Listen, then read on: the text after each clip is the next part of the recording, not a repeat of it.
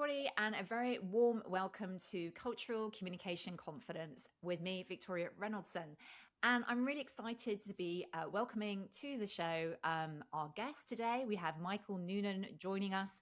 And I met Michael a few months ago. We did a panel together for the IRM. And I just thought he was really fascinating about the way he thinks about leadership.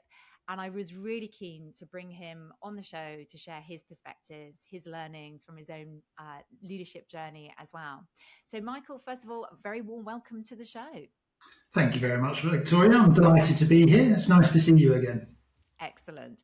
Well, first of all, it'd be really good if you could introduce yourself and tell people a bit more about, who you are and what you do. Yeah, sure. So my name is Michael Noonan. I've been in the sort of software business industry the majority of my career. So I've taken teams from the size of about 50 to 2,000, worked with those, grown with those in 4 or 5 different continents as we've gone through. So large teams in the UK, in Europe, in Africa, and in India predominantly. And my career has gone through the sort of worked as a business analyst through to architecture, into project management, then up into working as up to a managing director role with Capita, and now currently I'm with Microsoft in their consulting practice. Fantastic. Well, thank you so much for sharing. And it sounds like it's been a very exciting journey, obviously across a number of businesses and across a number of cultures as well. So I'm kind of really curious. I've been thinking a lot this week about cultural differences, cultural intelligence. And I was mentioning just before we started recording some of the things that I was doing last week in Estonia. And I'm really curious, like when you've been working across so many different cultures, what are some of the things that come up as challenges as a leader of teams? Like, what are the things that sometimes are a bit tricky to navigate with that?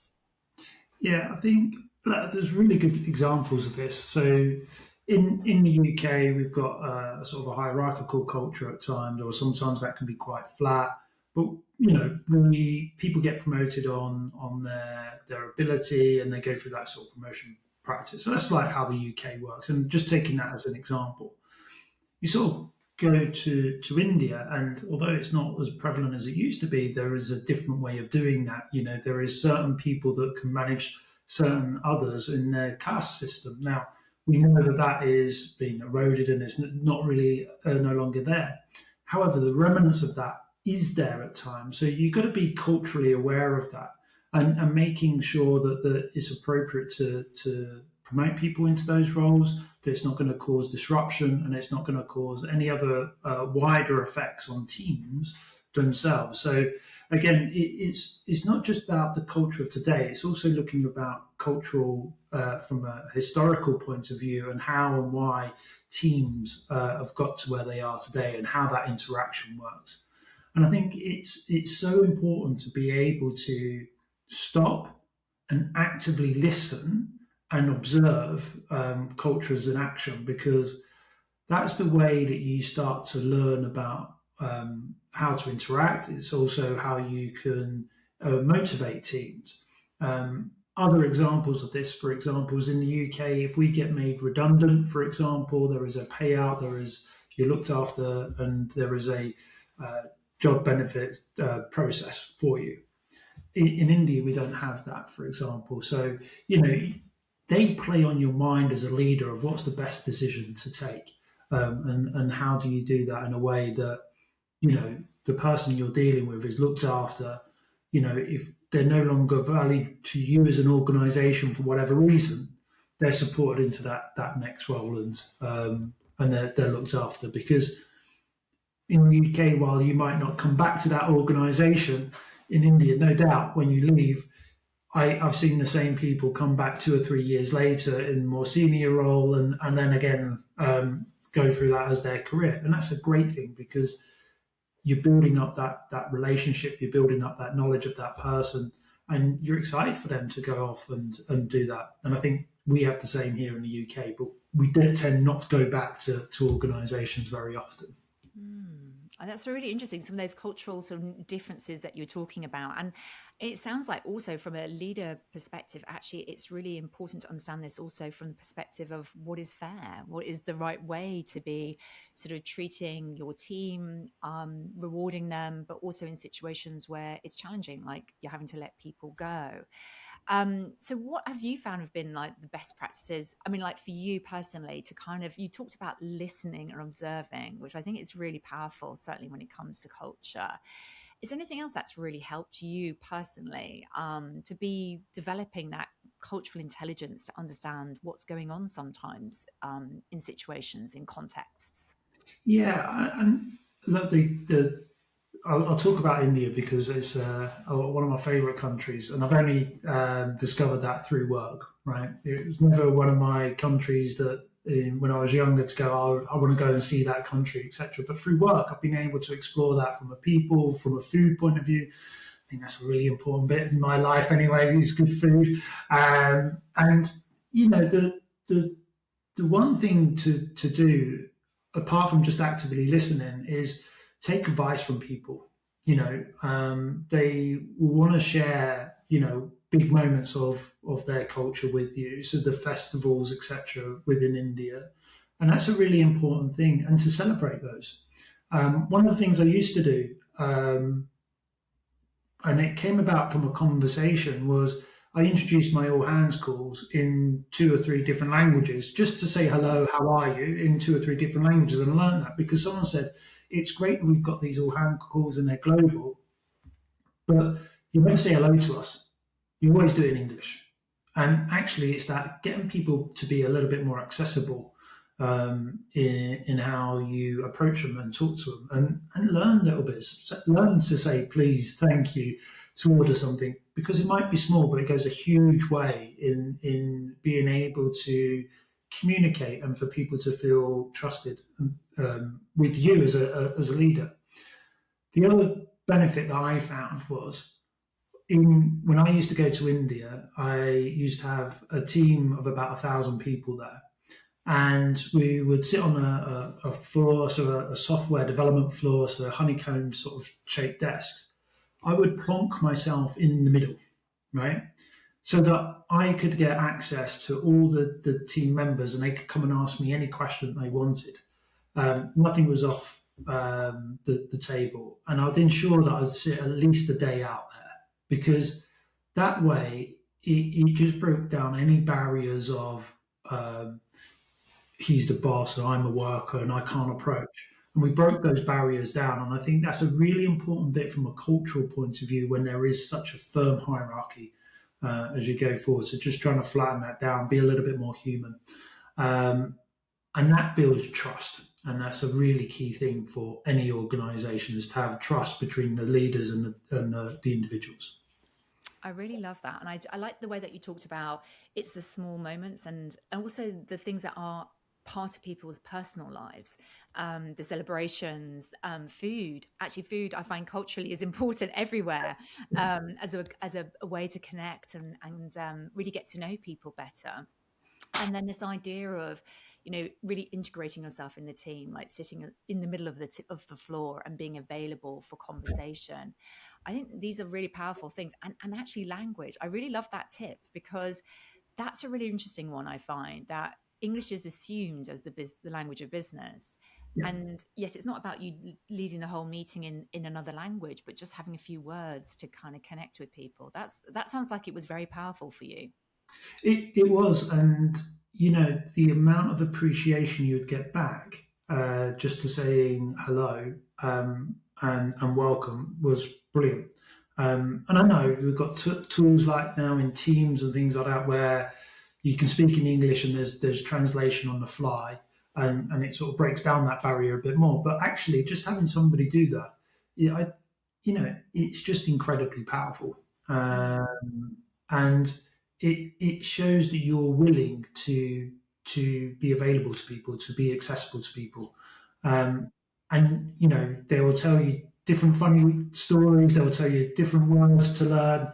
And yes, I've been caught out by that, where they told me something that I shouldn't have said, and they got me to say it, and things like that. all about that sort of relationship building and things like that. You know, I knew there was something devious about what they were telling me, but it doesn't matter, right? It's a great thing because people laughed. It broke down a lot of barriers, and Mm. again, I think a lot of culture comes down to that human connection. You know, and the more you can make that feel authentic and real, then the better you get. Your day-to-day working life comes better, right? We spend so many hours at work. It's a great way of actually having that bit of humor, not taking yourself too seriously, because there's a lot of times when we can be grumpy at work.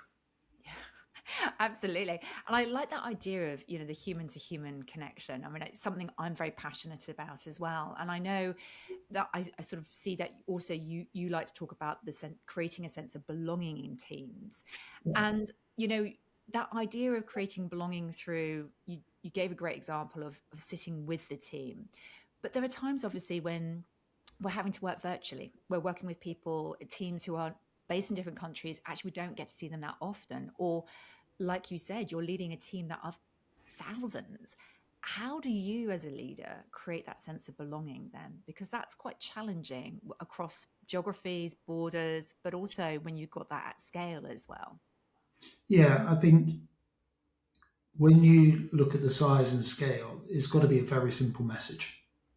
You know, for people to believe in and to rally around. You always have your mission statements from the companies. You always have your values and all that sort of stuff. But the one thing that there's a book called Be More Pirate, and I learned this out of the Be More Pirate book, so I'll name drop it, about creating a code. And I love that sort of concept because it's something that people can identify with. And what we sort of developed was something called Be More. And you know, when I was talking about how the business is performing, I'd say things along the lines of be more boring or be more predictable. Because it's a very simple message of going, instead of going, I need everybody to be on time, cost, budget, blah, blah, it feels like I'm telling somebody off, right? So that sense of belonging to something sort of disappears because, you're being the headmaster and telling someone off about something they've done. Whereas actually having a code, we could say, well, we need to be more boring about something because it adds customer value. Now, I've just shortcut a whole sort of inference on what that does. And when you sort of take that on the road and you'll have three or four of those points that you have, then it's a much easier way of communicating with people and passing that message down. And if you think about it, if I pass that to my leadership team of 8 people, they pass that down to their leadership teams of 8 people, and etc. You're bound to get that fidelity in the message around be more, be more. The other one we had, for example, be more rock star, or be more curious. It was much more in that sort of positive sense. So there are ways of bringing people together from that sense of belonging. The other thing that we did quite a lot of was listening groups. And these were groups of 5 or 6 people once a month. It would either be myself in there or I tend to use my HR team. And they would go, right, we've got this problem statement we want to share with you. We want to listen to your feedback on that and anything else. And they'd have an hour together. It would never be recorded. We would have somebody take notes in the session, but it was you could say everything in a trusted way, and that brought so many people, so many ideas up to the surface that we then started to grow in our all hands call. You've said, we've listened, we've taken this action, and it could be the smallest thing. Somebody was struggling to get a car parking space in the office, for example, and they'd have to park quite a way away, but they had a few mobility issues and things like that. We resolved that. That was for that individual, but the power of that is the ripple effect. They're actually listening, they're actually taking action, and that's a way of creating a sense of belonging. But people then go, I know what's in for me. I'm bought into this simple message, simple way of communicating and showing that people actually care about what I do every day. I really love those ideas. So the be more code, and then it sounds like really making it reality is simply about repetition, communication, a ripple effect of making sure everybody in the team knows about that. Yeah, And then the listening groups. And I'm yeah, really interested in that because I understand the theory of it, but I also sometimes talk to senior leaders and they say, well, we set up these listening groups and we say, please be honest, tell us what you think. And then there isn't much that comes out. People are perhaps sometimes hesitant to criticize or hesitant to share, particularly if it's negative feedback or something that might feel personal about the way the team is being led. I'm just interested, is there a way that you set up that listening group to make it really feel like a safe space for people to yeah. be honest? Because do you see what I mean? I think it can sometimes be a place where people don't always feel that safety to really express what's on their mind. Yeah, I think it comes down to that psychological safety element. The way we always open up that calls is this is a safe zone. What that means is you're allowed to say whatever you want within reason, of course. So if there is anything that you as an illustration, I committed a murder, we would have to probably go and tell the police about that, right? So using that as an exaggeration, but it's setting those boundaries up and ensuring you don't weaponize it. So, for example, I would always do them via a team session because then I could get people from different geographies together. The team session was never recorded. I would tell them that I would make notes, and because I would need to capture the actions, and I'd have a pen and paper, and I'd show them the pen and paper, and I would wrap it up at the end and go, right, these are my notes. Does everyone agree? Um, I would always set a problem statement up front, right? So because in listening groups, when they're not set up properly, you'll hear about paying rations constantly. You'll hear about people being overworked constantly. Um, they are the normal things that people will moan about at work. And do you know what? We all do it, and that's okay. For me, setting up a problem statement up front and sharing that a week out because of where do you get those problem statements from? You get those problem statements from surveys and pulse surveys and things like that, or things that are coming up in your all hands calls. You're taking those and you're bringing those and going, right, this is the thing that we want to discuss. Now, does the subject stay on that? No, never. But it gives somebody something to sort of talk about first off. It breaks that silence. It gives a bit of structure to what you're doing. And then you sort of probe and question and you keep it open. And when someone does criticize, you go, I'm listening, I'm hearing. How do we take the friction out of what we do? And that's another sort of mantra that I have is how do we take friction out of work so I can make you the best person you can be? So when everyone criticizes and they feel as though this is career limiting, I go, no, this is absolutely brilliant. This is exactly what I'm after. And encourage that sort of behavior. A lot of times senior leaders don't like to hear criticism because they take it personally. For me, you've got to take that criticism and actually understand what's driving it. And that way you can sort of develop the action plans off the back of it. I think that's so fascinating. And I think that there's a couple of things I'm hearing there, which is the setup of the listening groups is really about making sure you're asking the right question, making sure you've got the right statement. I think you called it that sort of question that you're bringing into the group, which I find really interesting. And then just secondly, this idea that, so is that the responsibility of the leader then to remove friction? Ultimately, is that part of what you see as your role? Yeah, absolutely. I think I I'm not on the front line day to day, and but my teams are. And if I can remove that friction that's causing them some pain on doing some work, or it's slow, or it's difficult, then if I can remove that blocker from them, they're going to be 10 times better at what they do. That might be training, might be skilling, it might be a business process problem, it could be an issue with another team member, whatever it is. My job is to make it as frictionless as possible for that person to come into work with the laptop or whatever it is that they've got to do, and let them be able to be the best version of themselves.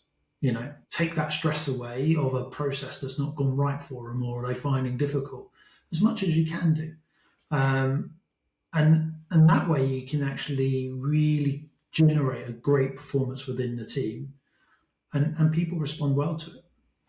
I can imagine. And I think it also shows that action, which is you're helping people to make their lives better, like making it do their jobs more easily. And I heard you use a really interesting phrase there, helping people to be the best versions of themselves. And I'm really kind of curious about this because, well, clearly at the time of this recording, this is January 2025 that we're recording this, it's quite uncertain times. There's quite a lot of instability in the world. Broadly, there's a lot going on in the macro picture. And I know across multiple organizations I work with, there is a sense of uncertainty, a sense of things shifting quite a lot. I'm just really interested, like, how do you help people be the best versions of themselves in these kinds of environments where people might have worries or concerns that are coming from external factors? Yeah, great question. We're in January 26th, by the way. Oh, sorry. Right. You're absolutely right. I've lost a year there. It is January 2026. Yeah, I was quite glad, right? But I, being the best version of yourself, you've got to take the whole person. And, you know, I've had experiences where we've had individuals that have been told they're doing really well in their role, they're really good, they're coming up for promotion, they don't get the promotion, they then told they're really good, they come up for promotion again, and they don't get it. And they always ask the same question, well, why? Why am I not getting to the next level? And I think you have to sort of break that down into, what are people doing day to day? Being curious is a really important thing, especially in this time that we've got this, and where we are. We're in that sort of inflection period where, this thing, we know all about AI because it's been around for 2 years, but we've not really seen it take hold in lots of industries, but we are using it and we don't realize we're using it, and it's all a little bit confusing. And I think being curious is really important because that's where you get that adaptability and flexibility as you as an individual when you come into work. This week I was lucky, I was in Dublin with other managers, and we had an offsite. But one of the things that we did was we had a garage session where we learned how to develop an agent, right? So as a manager, would I thought I'd be developing agents now? No, absolutely not. But did we do it? Yeah, we did. And was it interesting? Absolutely. Was it easy? Pretty much, yeah. And that sort of started to create the rules turning in my brain about how do we get that type of experience to individuals who are really busy on the ground with customers day to day, to get that space to be able to learn. And I think, with all the uncertainties in the world, with all the uncertainties in work, being able to be that flexible individual who's growing, who's learning, who's adapting to the changes is always going to do well. It's the individuals that are going to go, do you know what? This AI hype is a hype. This is not going to go on, or, all this trouble outside of the world is reflecting badly on me. And I'm not going to change. Those individuals are going to struggle in the future. And I think that's always been the case in work. I think you always find those people that are open to change, that are curious about change, about positive about change, will do well. The people that are resistant to it won't do as well.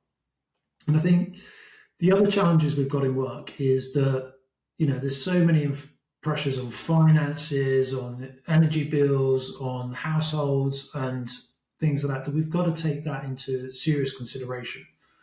And I think this is where our mental well-being is really important. Those stresses and strains, if we understand, and we've talked about sense of belonging, about learning about people, actually understanding those pressures from individuals when they're coming into work is really key, because you might see somebody starting to dip in performance. That might not be to do anything to do with what's happening in work. It might be outside. And it's actually, as a manager, learning those individuals and how do you course correct that.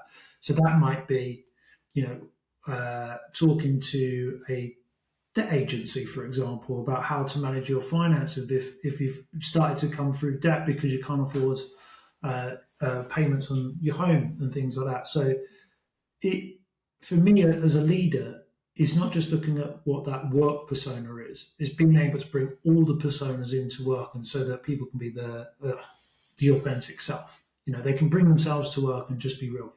Mm. I kind of liked how you were talking there about some really important human capabilities to go through these times. So curiosity, adaptability sounds like it's a very core one as well. And it Mm. also sounds like that idea of getting, particularly as a leader, getting to know your team and knowing what's motivating them, not only at the surface level, but also deeper, like what's going on outside the workplace, what's in their world, literally. I'm just really interested. You've brought up AI as a topic, and I'm really curious about what else you think is going to be really important to succeed. I mean, I know there's a lot of headlines around the era of AI and so on, but I'm just really curious, like as you see kind of individuals, teams, leaders, what is it that we need to be successful kind of going forward in this kind of new world of work? Yeah, it's I've got somebody who works with me, and they describe it brilliantly. It's we there's busyness work, right? So there's work that makes you busy, that's probably not valuable, right? So one of the things to be successful is that busy work needs to be done, right? Because you've got to do a report for so and so, you've got to do this, you've got to do that, um, or you've got to look, you've got 100 emails coming in your inbox, you've got to get through those. It's that moment where you go, actually, I don't need to do that. I can have an agent or a piece of AI helping me do that. And what you might find is that you have 10 agents working on your behalf across all of these things. So that busy work is taken care of, right? Yes, you've got the last final say, so you're the, as we say, the human in the loop. You get the final say on what's done or what's been brought back to you. And I think that's one of the big changes that we're going to see in the workplace is that we're going to see agents working for us, and then you're going to start to get to the point of that you're going to have what let's nickname it the boss agent that's going to go right. I've got all these 10 agents which I'm now having to deal with as me as an individual individually. A boss agent will bring all of that together for you and provide you here's your list of things to do, here's the things that I need a decision on, or here's the reports that we've written, but I just need you to review it, whatever it is. Um, and I think that's the mind shift change that we've got to go through because I don't know about you, I'm still quite a Luddite in certain parts, right? I still go through my emails in the morning and write a to-do list in the morning and then look at it in the evening and go, I've actually added more to my do list today than I've actually resolved. But actually, when you start to look through that list of things, there is items you could actually go, they can deal with that, and you'd get a very decent response back from it as well. I find that fascinating what you just talked about there. The idea of like an agent team and even an agent boss who's then coordinating that work. And I think the sort of interesting language I heard you talk about was, this long list of things you've got to do versus perhaps what you want to do or you get to do. And I think that's a really interesting idea going forward. How do we enable the things that we want to do, we get to do, which are going to add value and not just be about the busyness. So thank you for sharing that. I find that a really, really fascinating idea. So is that something you're already starting to implement yourself Yeah, personally? yeah. That's what I'm starting to. Varying degrees of success. I'll be very open. Have I nailed it? No. I'm working towards it. Absolutely. And I think what people got to realize is this is an iteration process. You're not going to nail it on day one, right? So forget that. You might just be able to do something that's 2% of your workload or 2% of a task today with an agent because that's how competent you are at developing it. Over time, the more you do it, the better that return will get. And I think this is where that curiosity comes in. That's where that sort of adaptability comes in. And I think this is going to be, that's where I think the world is going to change into, right, as we go along. And what does that do for me? That unlocks my ability to think and be creative. And that's what my teams, I think, need as we go forward. So I can support them and go, actually, if we're looking at the next thing coming on the horizon, what is that and how do we get ready for it? That's the really exciting thing, right? It allows us to do that work, that thinking, that creativity, and really think about what future holds as well. So I mean, that sounds super exciting. And I think that is a brilliant way of thinking about it. And I love the way that you're all building your own agents as well on your team day earlier this week. As we're coming towards the end of the podcast, I'm really kind of interested in the people who listen to this show are at different stages of their careers. Some might be middle management already, some might even, be senior leaders, but looking about what does leadership look like going forward. And I just wonder whether you've got any sort of, we've talked about so many interesting topics here today, so many areas that people can learn from. But I'm just really curious as we wrap up, if there's anything particular, like, if there's one thing to focus on, it would be this. Michael, I'm really curious. What would you say? Well, that's a really big question, and I think for me, if it's one thing, as a leader, it's trust, and I think this is the currency of leadership. People will. There's a difference, and I learned this week. You lead people, you manage tasks, right? And let that sink in for a minute, because we talk about management, and we talk about the management of people. We shouldn't talk like that. We should talk about leadership and the leadership of people. And that's through building trust as that sort of baseline currency, because people will follow you, and people will respect what your opinion is if you go about it in the right way and look to where you're going to grow the business itself. I think for me, if you don't have that currency, you don't have that currency of trust as a leader, then you can't lead. And the most reason why people leave organizations isn't because of the organization, it's because they're being managed by a manager. And that's there's loads of reports and loads of statistics around that. And I think for me, for somebody starting out or somebody that's in middle management or even senior management, is just going back to the basics of how am I building trust? How am I building that sense of belonging with my teams? How am I creating that space for people to be curious and to be able to learn? And I think by just even those three things, if you could nail those three things as a leader, then what will happen is you'll be able to start to take that friction out of what people do, because you'll be able to learn it, you'll be able to understand it, and you'll be able to sort of talk that through every time and be open. Excellent. I love that. And that's a fantastic place for us to sort of close this podcast episode as well. Michael, thank you so much for your time. I really appreciate it, particularly when it's been a very busy start to January 2026 rather than 2025. And, if people are curious to sort of follow you, I know you occasionally write sort of blogs and articles. Where is the best place for people to kind of connect with you or follow you? If you head over to LinkedIn, that'll be the best place to connect with me, and reach out. I love to hear people's stories and what they're thinking as well, because that helps me learn and helps me grow. Excellent. Fantastic. Well, we'll put your LinkedIn details in the show notes. But in the meantime, thank you so much for joining me. It's been an absolute pleasure to have you on the show. Thank you, Victoria. It's been great. I've really enjoyed it. Thank you very much. You're very welcome. And see everyone next time. Bye now.